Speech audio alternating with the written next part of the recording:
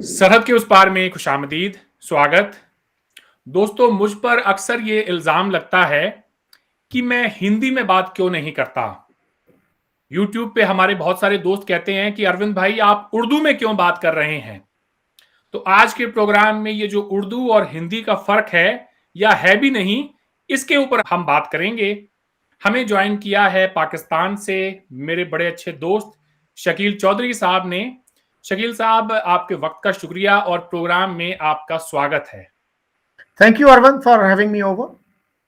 शकील साहब, अगर मैं आपसे ये कहूं कि आप मेरे घर कब आ रहे हैं, मुझे भूख लगी है, मुझे खाना दे दो, मुझे नींद आ रही है, मैं सोने जा रहा हूं, तुम आ रहे हो, मैं जा रहा हूं, क्या ये हिंदी है या फिर ये उर्दू है?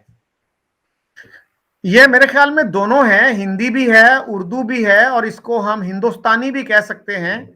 तो हिंदुस्तानी की टर्म आजकल कम यूज होती है, पार्टीशन से पहले जो है वो ज्यादा यूज होती थी। तो मेरा ख्याल है कि ये तो बहुत आसान जबान है और ज्यादातर इंडिया और ज्यादातर पाकिस्तान में ये आसानी से समझी जा सकती है। सही। मैं कभी कभार ये सोचता हूं कि पाकिस्तान अगर ईस्ट या वेस्ट पाकिस्तान में से मुझे अगर चुनना होता कि पाकिस्तान कौन सी वो रियासत है जिसके साथ भारत की दुश्मनी हो, तो कितना अच्छा होता अगर वो पाकिस्तान आज का बांग्लादेश होता।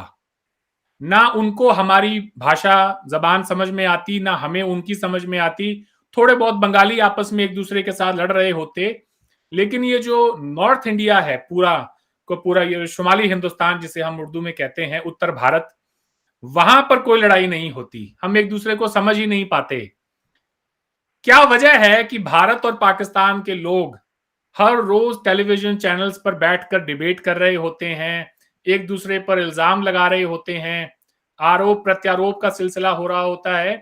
तो उसकी वजह बड़ी साफ है कि हमारी जो भाषा है, जो हमारी जबान है, उसमें इतनी सिमिलैरिटी है कि हम एक दूसरे को समझ लेते हैं और अपनी बात भी कह देते हैं। अगर कोई एक लफ्ज, एक शब्द बीच में अगर समझ में ना भी आए, तो इंसान जब पूरा सेंटेंस बोलता है तो उसके कॉन्टेक्स्ट में बात समझ में आ जाती है कि वो कहना क्या चाहता है। तो आप क्या कहेंगे कि कितना फर्क है हिंदी और उर्दू के अंदर? मेरी नजर में जब तक कि वो लोगों के समझ में आए, इंडिया की अगर मैं बात करूं, जब तक कि वो लोगों के समझ में आए तब तक तो वो हिंदी है। जैसे ही उसमें कोई ऐसे अल्फाज जो लोगों की समझ से परे हों, तो वो तब वो जो है जबान वो उर्दू बन जाती है, नहीं तो वो जबान हिंदी ही है। तो अब मैंने जो बात की है, अगर उसमें से कोई एक ऐसा लफ्ज शब्द आपकी आपको आपको लगा हो कि यार ये जो है ये हिंदी है या ये उर्दू है, ये आप बताइएगा, और इनका फर्क क्या है वो भी हमें बताएं। नहीं, इस तरह की जो लैंग्वेज है उसमें तो कोई फर्क खास महसूस नहीं होता। मतलब बॉलीवुड की जो फिल्में हैं, अब पाकिस्तान के लोग ये समझते हैं कि ये उर्दू में होती हैं, इंडिया के लोग ये समझते हैं ये हिंदी में होती हैं। तो एक मुझे याद है, एक फिल्म का डायलॉग था, हीरो जो है वो कहता है, खाना लेके जाती है हीरोइन, तो वो कहता है कि बहुत लजीज है। तो वो बड़ी परेशान हो जाती है कि क्या अच्छा नहीं बना? तो उसने कहा नहीं नहीं नहीं नहीं, बहुत मजे का है। तो इस तरह से कभी कभार इस तरह का लफ्ज आ जाता है, वरना जब गुफ्तगू जारी हो तो एक आध लफ्ज अगर आपको समझ ना भी आए, आपने सही कहा, तो वो आप कॉन्टेक्स्ट से समझ जाते हैं। सही, बिल्कुल ठीक कहा आपने। शकील साहब, मैं 90s में जो है जवान हुआ, जब हमारे यहाँ की जो भी हिंदी फिल्में हैं, जो म्यूजिक है, उससे इंस्पायर्ड हुआ और गानों को सुनना शुरू किया, जैसे कि आम हमारे समाज में लोग करते हैं। एक गाना है जो कि मेरा बेहद पसंदीदा गाना है, मैं उसके कुछ वर्ड्स आपको बताऊंगा, आप मुझे बताइएगा कि ये हिंदी है या उर्दू है।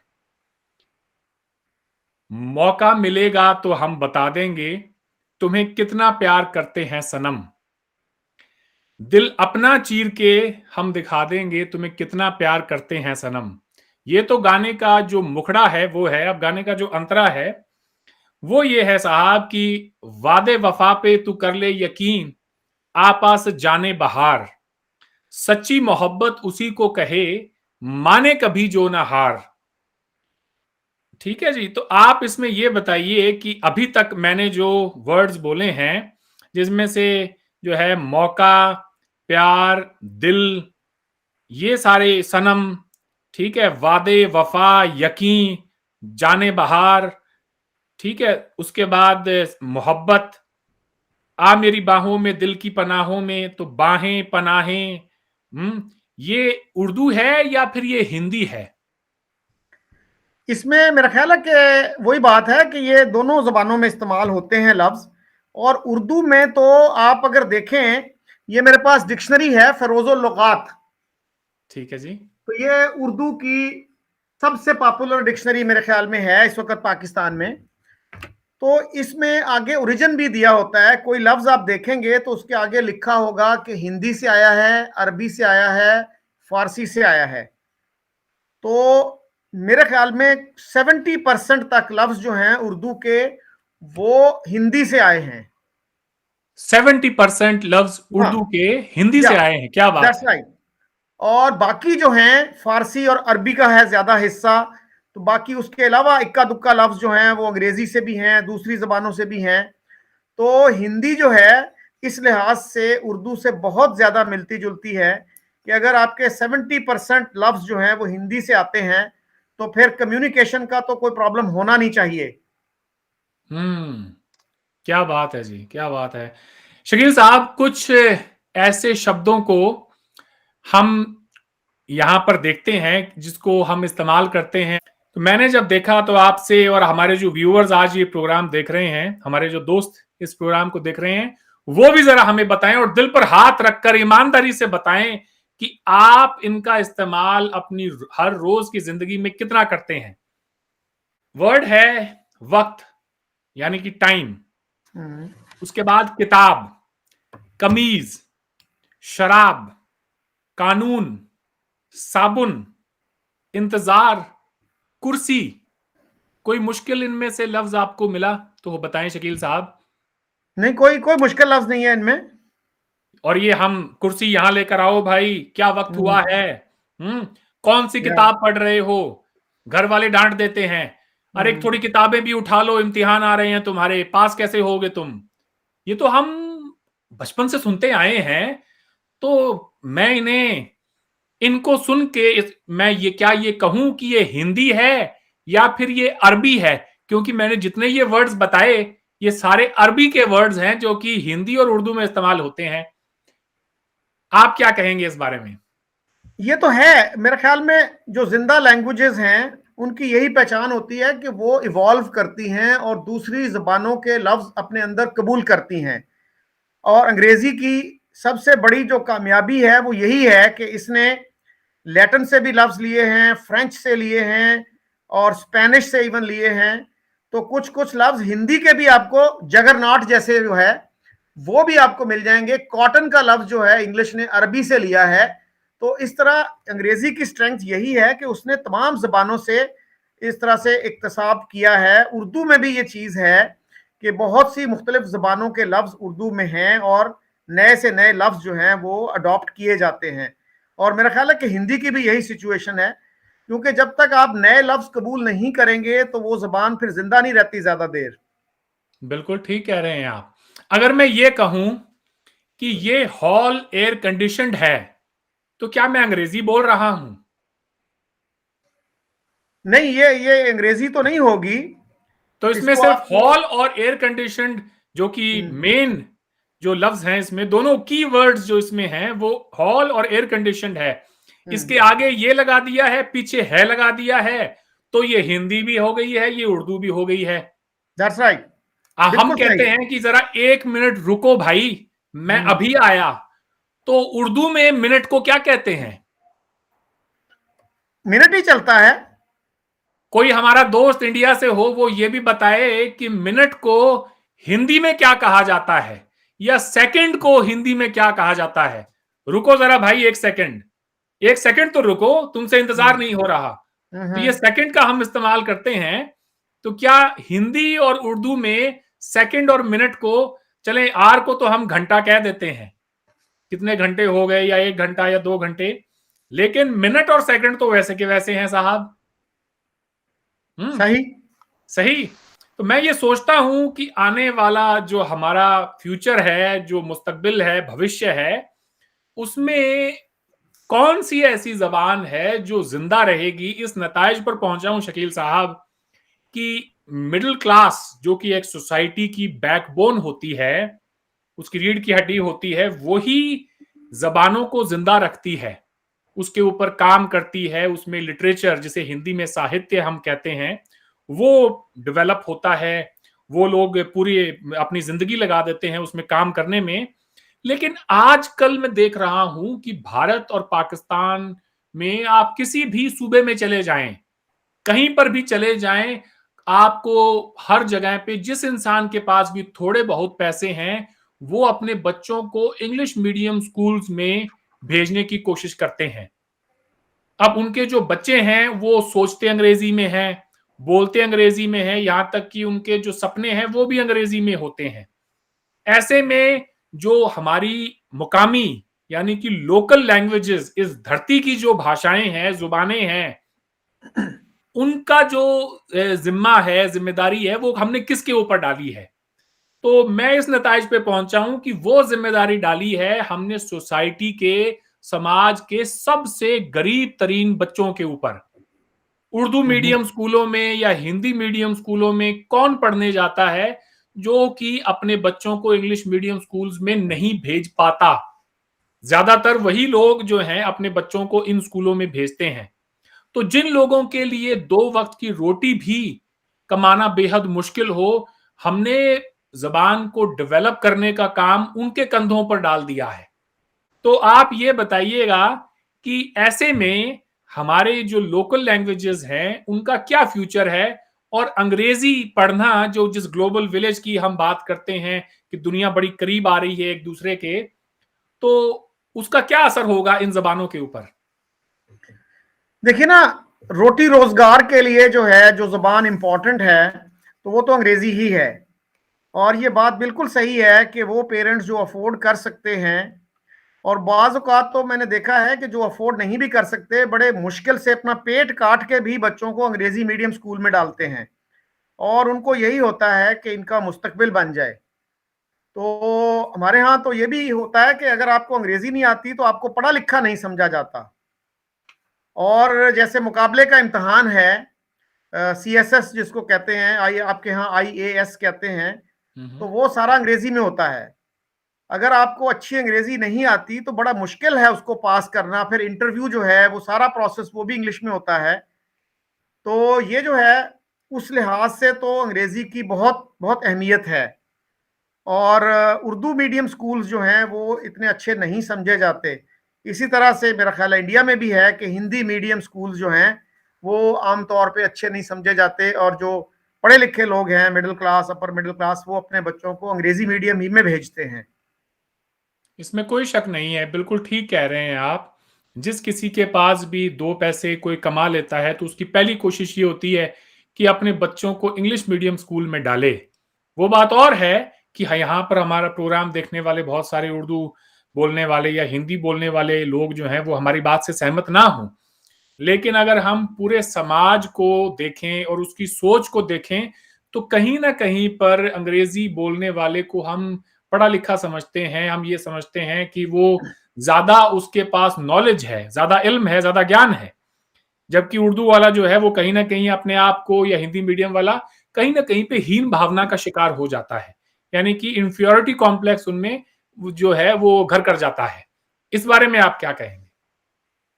नहीं, ये बात तो बिल्कुल दुरुस्त है। और हमारे यहाँ तो बहुत से पेरेंट्स ऐसे हैं जो बड़े फख्र से बताते हैं कि हमारे बच्चे की उर्दू बहुत कमजोर है। तो मेरे ख्याल में तो इसमें फख्र की कोई बात नहीं है। जो बाइलिंगुअल बच्चे होते हैं वो ज्यादा इंटेलिजेंट होते हैं उनसे जो मोनोलिंगुअल हैं, जो एक जबान जानते हैं। तो दो जबानें जानना या तीन जबानें जानना एक फख्र की बात होनी चाहिए, एजाज की बात होनी चाहिए, ना कि इंफीरियोरिटी की बात होनी चाहिए। तो एक वाकया मैं आपको सुनाना चाह रहा हूँ। काफी साल पहले मैं इंडिया गया, तो दिल्ली में घूम रहा था, तो एक बोर्ड साइन मुझे नजर आया, स्टेट्समैन लिखा हुआ था।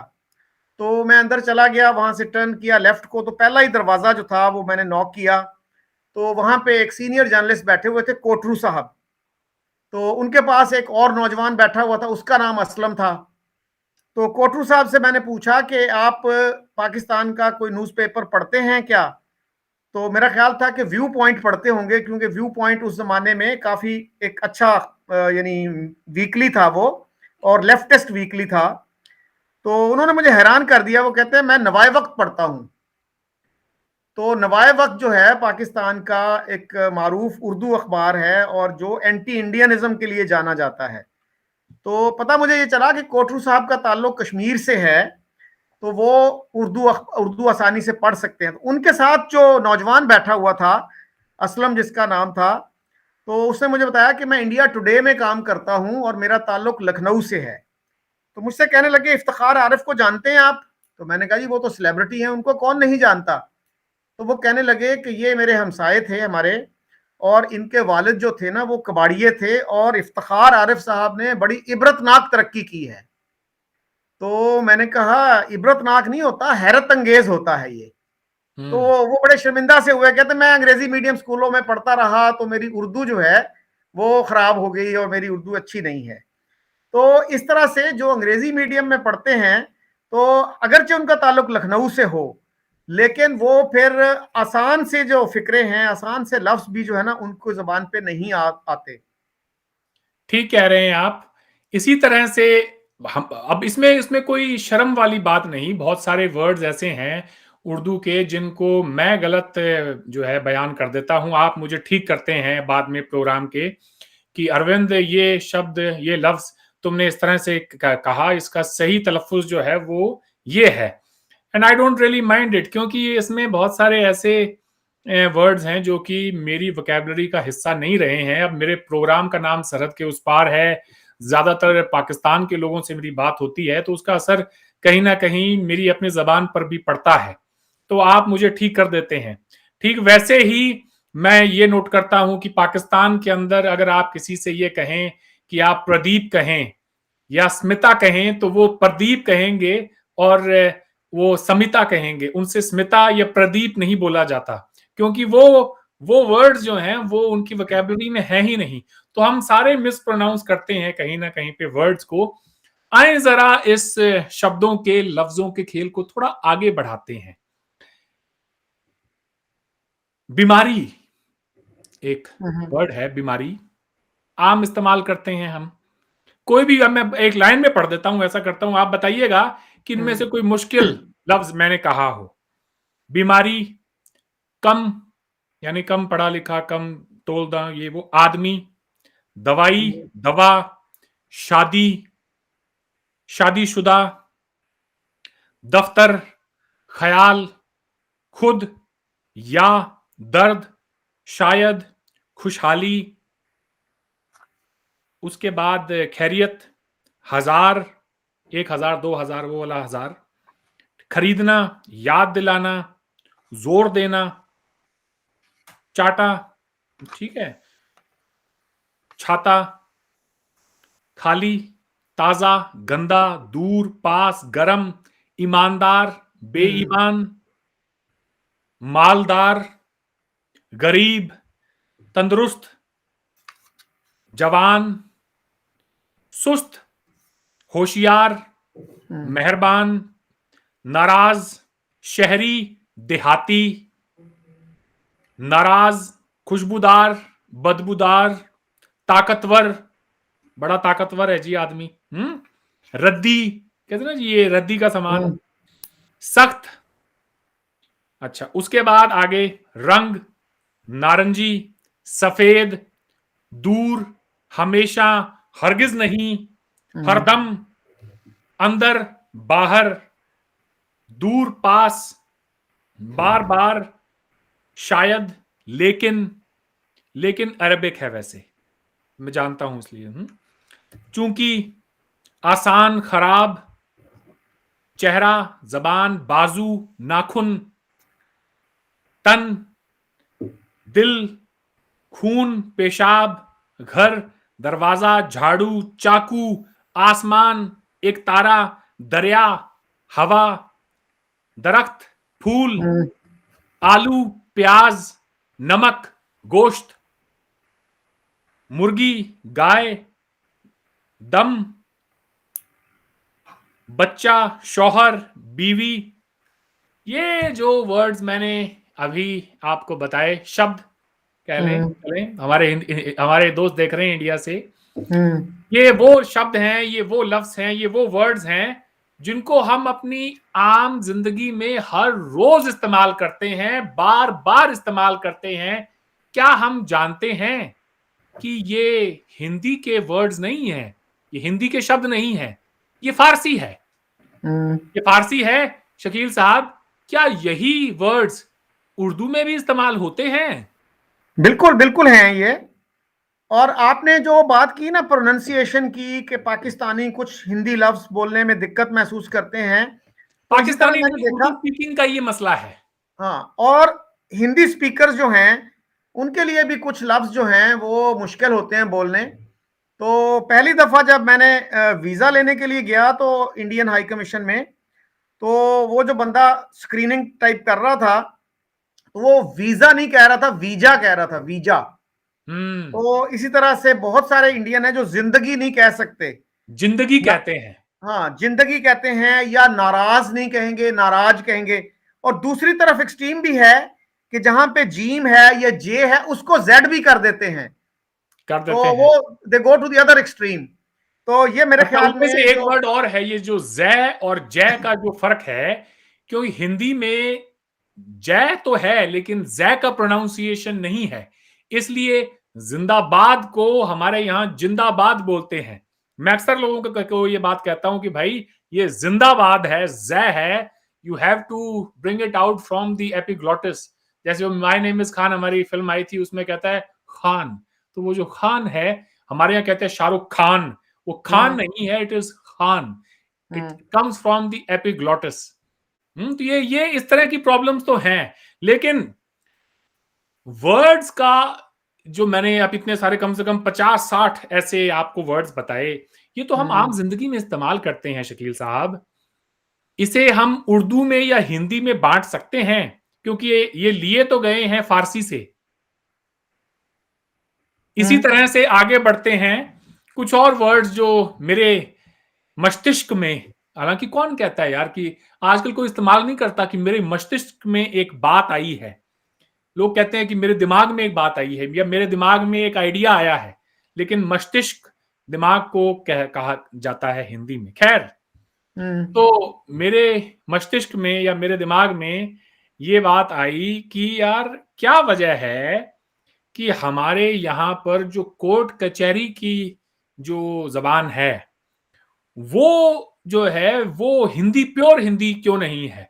मसलन अगर आप हमारी किसी भी अदालत में चले जाएं, खासतौर से नॉर्थ इंडिया में निचली अदालतों की मैं बात कर रहा हूं, ऊपर की आप अदालतों में, हाई कोर्ट में और सुप्रीम कोर्ट में तो इंग्लिश में डिबेट होती है, सारी जो भी बहस होती है और जो भी वहां पे पूरी प्रोसीडिंग्स होती है वो अंग्रेजी में होती है। लेकिन निचली अदालतों में, अदालत से ही शुरू कर लें तो अदालत फारसी है, उसके बाद जज, मुजरिम, सजा, हवालात, मुकदमा, पैरवी, मुलतवी, हम कहते हैं ना जी अदालत मुलतवी की जाती है।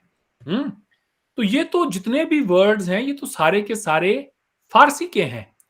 तो जब इस पे रिसर्च की तो पता चला कि मुगल जब हिंदुस्तान में रहते थे तो उनकी कोर्ट कचहरी की लैंग्वेज फारसी थी, और उनकी जो आम, जो अपने अपने घरों में वो तुर्की बोलते थे, लेकिन आम लोग जो हैं वो फारसी नहीं सीख पाए। वो कुछ वर्ड्स ले लिए वहां से और बाकी कुछ जो अपना हिंदुस्तानी भाषा जिसकी हम बात कर रहे थे उसके अंदर डाल दिए और जबानें इस तरह से डेवलप हो गई। जबान को मेरे ख्याल से जिंदा रखना जो है वो तभी मुमकिन है जब आम जबान के अंदर वो बात उसको लोग करें और आम लोगों तक वो जबान पहुंचे और लोग उसमें आपस में जो भी हैं अपने तबादला ख्यालात या जो भी अपनी गुफ्तगू, अपनी बातचीत करें। जब तक वो आम लोगों की जबान नहीं बन जाती तब तक कोई जबान जिंदा नहीं रह सकती। मसलन अगर अगर जबान को जिंदा ही रखना होता तो फारसी हिंदुस्तान की ऑफिशियल लैंग्वेज थी मुगलों के दौरान, आज हम सारे फारसी बोल रहे होते। अंग्रेज के दौरान अंग्रेजी थी, आज हम सारे अंग्रेजी बोल रहे होते। लेकिन नहीं, हम वही बोलते हैं, इसमें से कुछ शब्द अंग्रेजी के हैं, कुछ फारसी के हैं, कुछ अरेबिक हैं, कुछ टर्किश हैं। मकान, बंदूक, संदूक, ये सारे टर्किश हैं और हम इनका इस्तेमाल करते हैं और ये एक पीढ़ी के बाद दूसरी, सीना दर सीना ये जबानें जिंदा रहती हैं। एक मुहावरा मैं आपके सामने रखना चाहता हूं शकील साहब, आप बताइएगा कि ये क्या आपने अपने बचपन से सुना है कि नहीं सुना। मैंने तो सुना है, हाथ कंगन को आरसी क्या, पढ़े लिखे को फारसी क्या। क्या आपने ये पाकिस्तान में आम है ये मुहावरा? जी जी, ये स्कूलों कॉलेजों में पढ़ाया जाता है, बिल्कुल। ठीक है उर्दू जी। में उसका हिस्सा है ये टेक्स्ट बुक्स का। और हम भी इसे सुन सुनकर जो है बड़े हुए हैं। तो मैं ये कभी कभार, जैसे मैंने कहा कि सोच के सागर में गोते लगाए, सोच के समंदर में गोते लगाए, तो पता चला कि यार हम यहाँ सारे ही पढ़े लिखे तो हैं, अपने आप को कहते हैं, फारसी कोई नहीं बोलता। तो जब गहराई में गया, थोड़ी रिसर्च की, तो पता चला कि उस जमाने के अंदर फारसी वही बोल सकता था जिसको हम हिंदी में कहते हैं विद्वान, यानी कि एक ऐसा शख्स जिसके पास, अब मेरे पास इसका उर्दू का राइट वर्ड नहीं है, जिसके पास इल्म का भंडार हो, जो पढ़ा लिखा हो, जो वेल लर्नड हो, वही उर्दू फारसी में बोल पाता था। उर्दू में उसको कहते हैं अल्लामा। अल्लामा, अच्छा, ठीक है जी, ठीक है। Hmm something new I have learned. तो हम्म जब मैं इसकी तह तक गया, तो आरसी जो है साहब, वो एक छोटा सा शीशा होता है।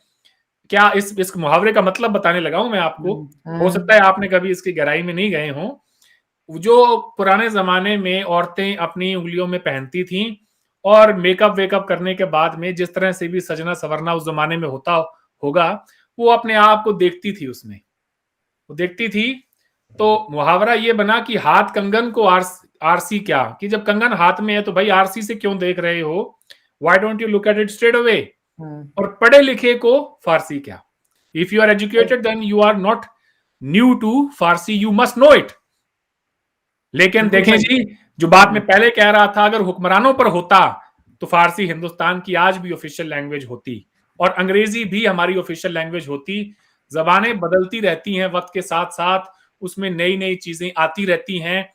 उर्दू के बारे में एक दिलचस्प बात आपको बताना चाहूंगा और आपसे पूछूंगा कि क्या ये बात आज अगर आप पाकिस्तान में किसी के पास लेकर जाएं तो मौलवी हजरात क्या कहेंगे।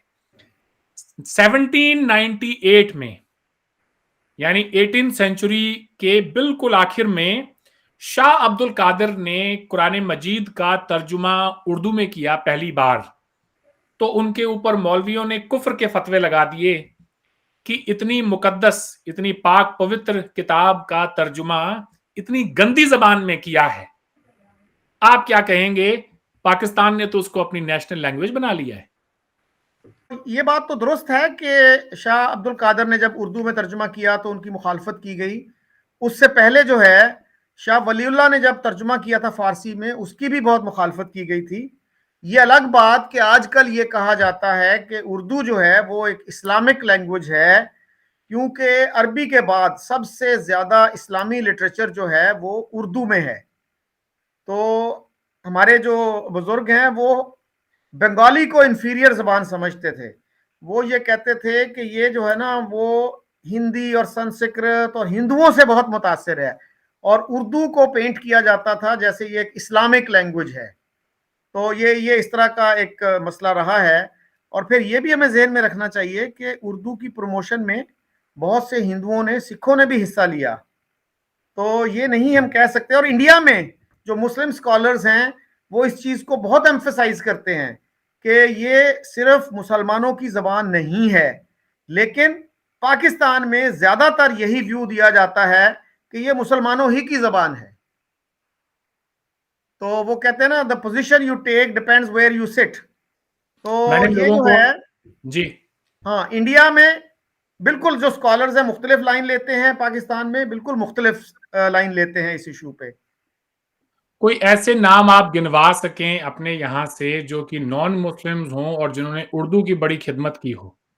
बहुत नाम हैं जिन लोगों ने, नॉन मुस्लिम्स ने उर्दू की बहुत खिदमत की, बहुत उर्दू को इनरिच किया। तो मसलन मुंशी प्रेमचंद्र, कृष्ण चंद्र, दीवान सिंह मफ्तून, राजेंद्र सिंह बेदी, जगन्नाथ आज़ाद। तो बेशुमार लोग हैं इस तरह के। कुछ ऐसे भी हिंदू शायर हैं जिन्होंने नातें भी लिखी हैं।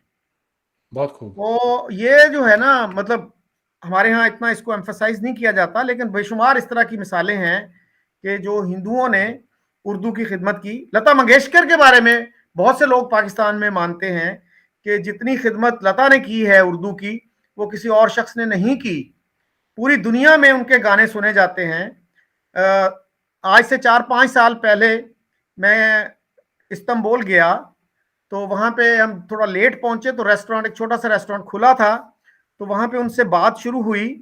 तो वो लड़का जो है थोड़ी थोड़ी उर्दू बोल रहा था, तो मैंने कहा कि आपने उर्दू कहाँ से सीखी? कहता बॉलीवुड की फिल्मों से। तो हम्म। मतलब टर्की जैसे मुल्क में भी बॉलीवुड की वजह से आपको ऐसे लोग मिल जाते हैं जो थोड़ी बहुत उर्दू या हिंदी बोल सकते हैं। तो कल सही। मुझे एक नौजवान का फोन आया, तो वो बेंगलुरु में काम करता है और ताल्लुक उसका उड़ीसा से है। तो मैंने उससे पूछा कि आप, वो मेरे प्रोग्राम में आना चाह रहे हैं, कि वो कुछ बातें करना चाह रहे हैं, तो मैंने कहा कि आप, हिंदी आपकी कैसी है? तो उसने कहा मेरी हिंदी बहुत अच्छी है, क्योंकि मैं फिल्में देखता रहा हूं और उससे मुझे बहुत मदद मिली। तो बिल्कुल। बॉलीवुड का एक बहुत कंट्रीब्यूशन है मेरे ख्याल में, कि उर्दू को पॉपुलराइज करने में। उसको आप भले हिंदी कह लें, लेकिन उसको पाकिस्तान में उर्दू ही समझा जाता है। आप उसे उर्दू समझते हैं, ये आपकी प्रॉब्लम है। वो तमाम राइटर्स जिनको जिनके ऊपर इल्जाम लगाया जाता है, आज हमारी तरफ भी कुछ लोग कहते हैं कि उर्दू को बढ़ावा उन लोगों ने दिया और हिंदी फिल्मों के अंदर जानबूझकर ठूस ठूस कर उर्दू भरी गई। तो मैं ये कहना चाहूंगा कि अगर, तो फिर उन्होंने उन फिल्मों को हिंदी फिल्में क्यों रहने दिया, उनको उर्दू फिल्में क्यों नहीं कहा? देखिए साहब, क्यों, जैसे मैंने कहा कि ये तो जो बात, मैं आ रहा हूं, आप जा रहे हैं, मुझे नींद आ रही है, तुम्हें भूख लगी है क्या, मैं खाना खाऊंगा, दफ्तर कितने बजे जाओगे, ये तो, इसे हिंदी भी कह सकते हैं आप, इसे उर्दू भी कह सकते हैं मेरे नजदीक। और तमाम जो लोग जिन्होंने थोड़ा बहुत तारीख का मुताला किया हो, वो कहेंगे कि ये तो हिंदुस्तानी है। तो वो हिंदुस्तानी फिल्में हैं जिनसे आपके नौजवान मुतासिर होते हैं पाकिस्तान के अंदर भी, और बड़ा शौक से देखते हैं उनको। तो ये अगर हम इस पे ये कहें कि जी ये उर्दू है, ये तो ये हिंदी नहीं है, जैसे आप कहेंगे कितना गंभीर मसला है, पाकिस्तान में लोग कहते हैं लेकिन गंभीर जो है वो तो हिंदी का शब्द है वो। जी, हाँ जी। बिल्कुल सही। ठीक है, तो मगर मगर वो एक हिंदी का शब्द डालने से वो हिंदी तो नहीं हो जाती है। अगर लोग ये कहेंगे, या जैसे मैंने कहा ये हॉल एयर कंडीशनड है, तो ये अंग्रेजी तो नहीं हो गई है। तो भाषाएं, जबानें आपस में मिलती रहती हैं, डेवलप होती रहती हैं। एक मजहब के, धर्म के मानने वाले लोगों की अगर जबान होती, और इस्लाम के केस के अंदर क्योंकि प्रॉफिट की जबान भी अरबी थी, तो फिर तो दुनिया भर के अंदर जितने भी लोग मुसलमान हैं, उन सबको अरबी ही बोलनी चाहिए थी। लेकिन ऐसा नहीं है। पंजाब का मुसलमान पंजाबी बोलता है, सिंध का मुसलमान सिंधी बोलता है, बलोच का, वहां का जो है बलूचिस्तान का मुसलमान बलूची बोलता है, इधर पश्तो बोलने वाले हैं, बंगाली मुसलमान है, गुजराती मुसलमान है, मलयालम बोलने वाला मुसलमान है। जबान को किसी धर्म की, मजहब की जरूरत नहीं है। ये बात लोग क्यों नहीं समझते? जबान का जो है कोई मजहब नहीं होता। हाँ, मजहब को जबान की जरूरत जरूर है। अगर आपने तबलीग करनी है बंगाल में, तो जाओ पहले बंगाली सीख कर आओ, और फिर लोगों को तबलीग करना, फिर लोगों को मुसलमान और इस्लाम के बारे में दावत देना, उनको बताना। तो जो लोग गुजरात में मुसलमान हुए हैं, महाराष्ट्र में हुए हैं, आंध्रा में हुए हैं, हिंदुस्तान के नहीं पूरी दुनिया भर में जहां कहीं भी आप चले जाएं, फ्रांस का मुसलमान फ्रांसीसी बोलता है, जर्मन जो है मुस्लिम वो जर्मन बोलता है, जो गोरा अंग्रेज जो मुसलमान हुआ है वो अंग्रेजी बोलता है। क्या वो मुसलमान नहीं? बिल्कुल है। तो जबान का धर्म से कोई ताल्लुक नहीं है। ये किस तरह के, न जाने हम एक, ये कहें कि एक ऐसे वक्त में आ गए हैं जहां पर धर्म की भी जबानें होने लगी हैं। लेबनान में बहुत ज्यादा जो तकरीबन सारे ही जो क्रिश्चियंस हैं वो अरबी बोलते हैं। और आपको पता है कि इसराइल की दो ऑफिशियल लैंग्वेजेस हैं, एक हिब्रू है, एक अरबिक है। बिल्कुल। तो बहुत से यहूदी हैं जो अरब मुल्कों से आए हैं, और वो इसराइली सिटीजन हैं लेकिन अरबी बोलते हैं। तो इसमें तो कोई ऐसी बात नहीं। तो एक एक वाकया मुझे हिंदी के हवाले से एक याद आ रहा है। हमारे एम्बेसडर थे इंडिया में अब्दुल सत्तार साहब, जो बाद में फॉरेन सेक्रेटरी भी रहे और फिर फॉरेन मिनिस्टर भी बने।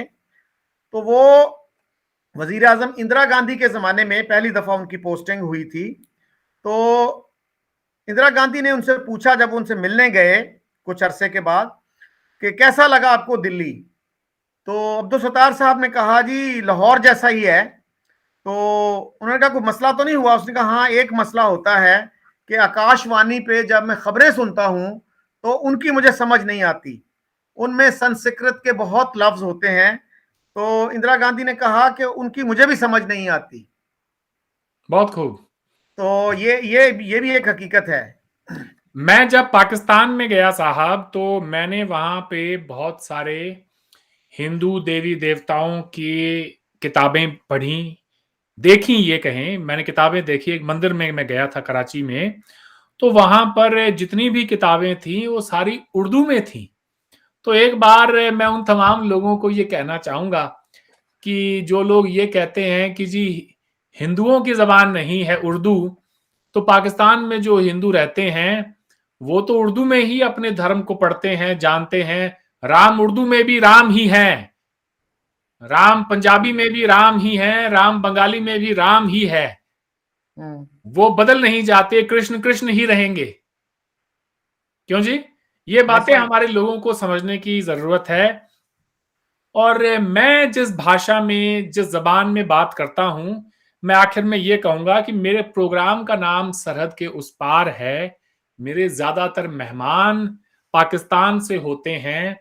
मेरी कोशिश ये होती है कि मैं उनसे एक ऐसी भाषा में बात करूं जो कि उनके लिए भी आसान हो समझनी, मेरे लिए भी आसान हो, और जो लोग देख रहे हैं वो भी उसके साथ रिलेट कर सकें।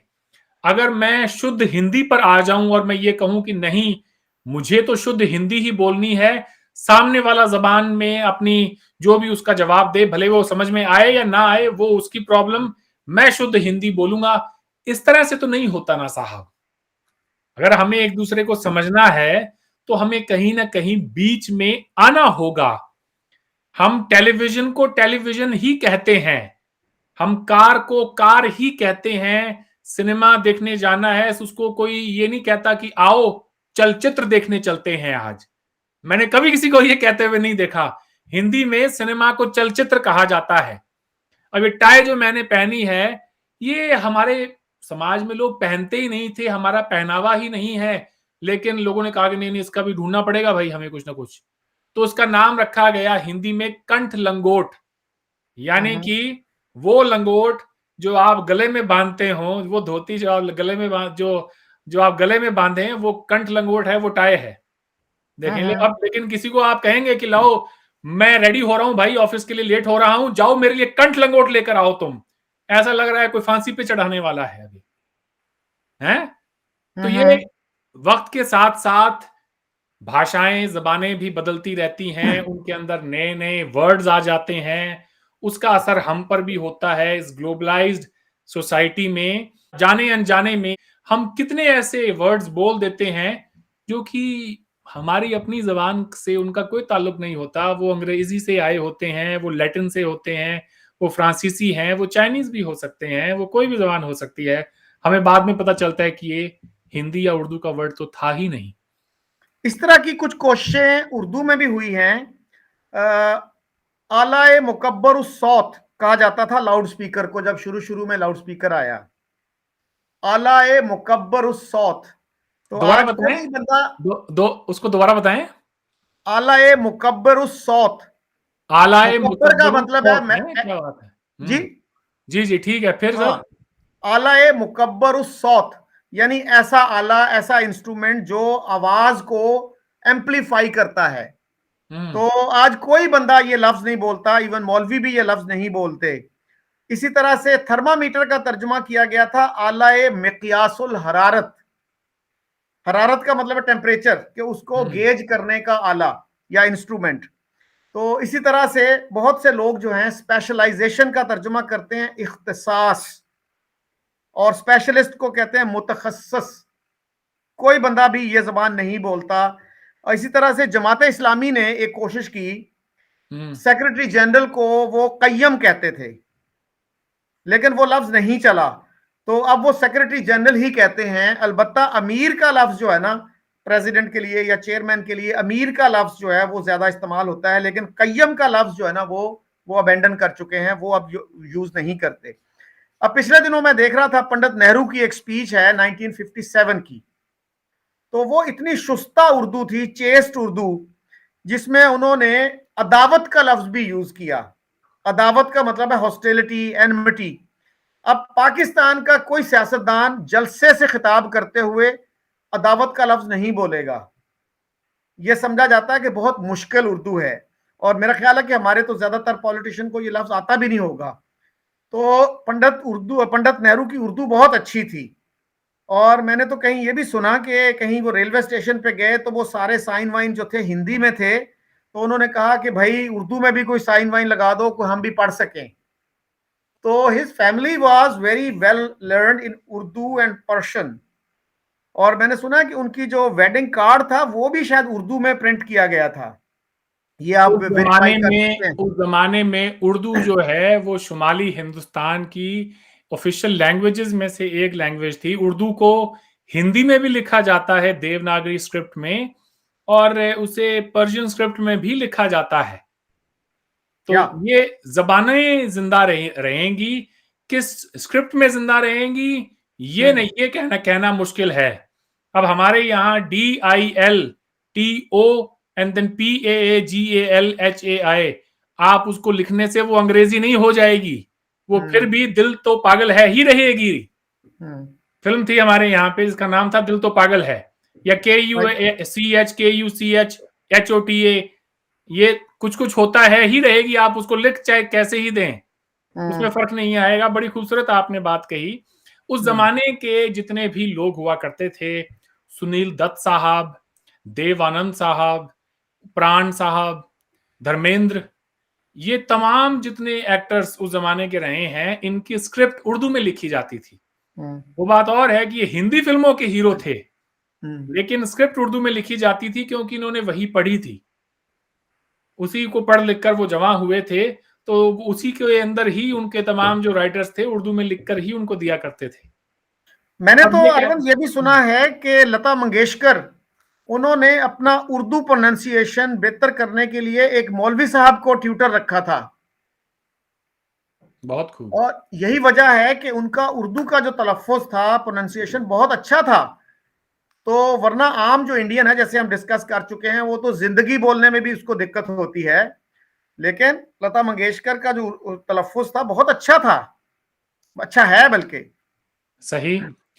तो आखिर में शकील साहब, ये तो तय हुआ कि मजहब की, धर्म की जबान नहीं होती, जबान इलाकों की होती है और वहां बसने वाले लोगों की होती है, ख्वाह उनका ताल्लुक के किसी भी मजहब से क्यों ना हो।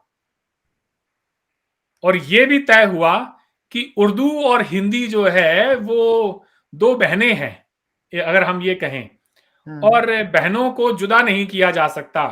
आप जितनी मर्जी कोशिश कर लें, उसमें अरबिक वर्ड्स ठूस ठूस के भर देंगे, लेकिन मुझे भूख लगी है ये तो आपको वैसे ही कहना पड़ेगा जैसे हम कहते हैं इंडिया में या फिर आप पाकिस्तान में कहते हैं।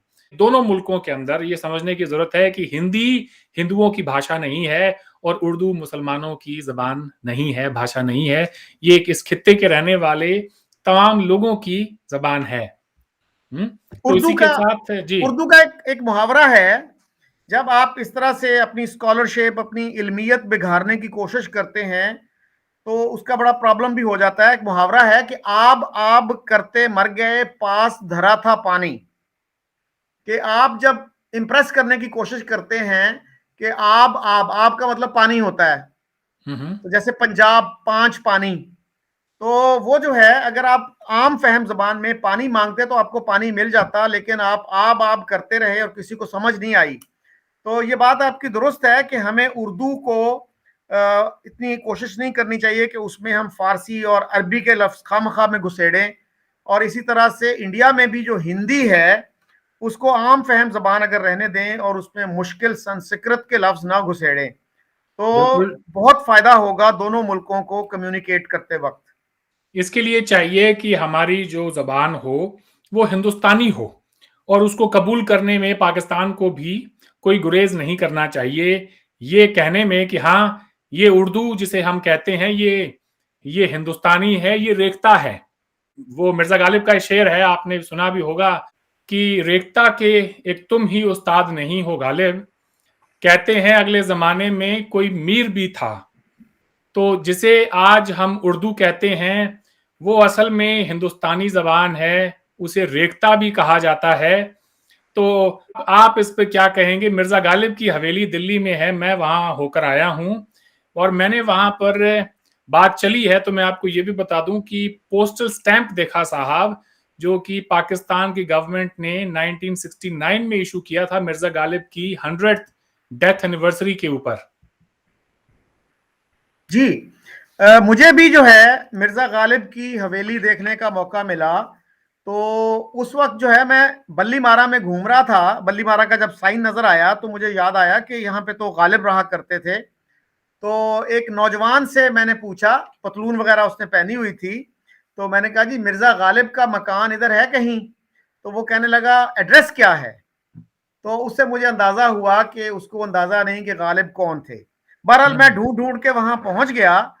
तो मुझे बड़ी मायूसी हुई कि वहां पे टाल बना हुआ था, लकड़ी जहां बेचते हैं, और उसका नाम था इब्राहिम टाल। तो अब सुना है कि उसको एक म्यूजियम बना दिया गया है और अब उसकी अच्छी मेंटेनेंस हो रही है। तो कब तो गए थे मिर्जा आप वहाँ? गालिब जो थे वो अपने जमाने के हिसाब से बहुत इनलाइटेंड आदमी थे। जी, जी। और मैंने कहीं पढ़ा कि सर सैयद ने कोई किताब लिखी थी, तो वो उन्होंने गालिब को दी कि आप इसको देखें, इस पे तबसरा करें। तो गालिब ने कहा कि सैयद साहब आप किन चक्करों में पड़े हुए हैं, आप कलकत्ता जाएं और देखें कि वहां पे अंग्रेज क्या कुछ लेके आए हैं और साइंस कितनी तरक्की कर गई है।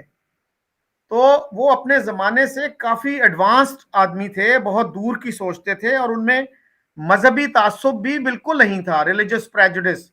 और उनका एक वो है लतीफा है कि 1857 की जब म्यूटनी नाकाम हुई तो उनको एक अंग्रेज मजिस्ट्रेट के सामने पेश किया गया।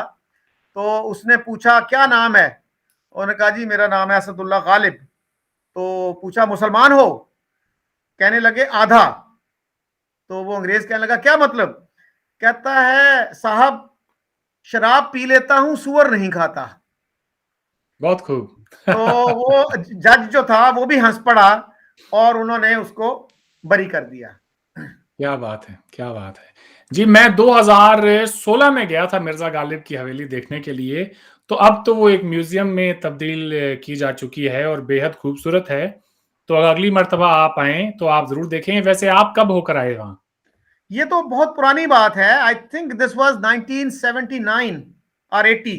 Okay, okay. हाँ जी, तब तो या बहुत बदल गया है या हिंदुस्तान। जी, जी। ठीक बात कही आपने शकील साहब कि साइंस की जो ज़बान है, वो अंग्रेज़ी ही है।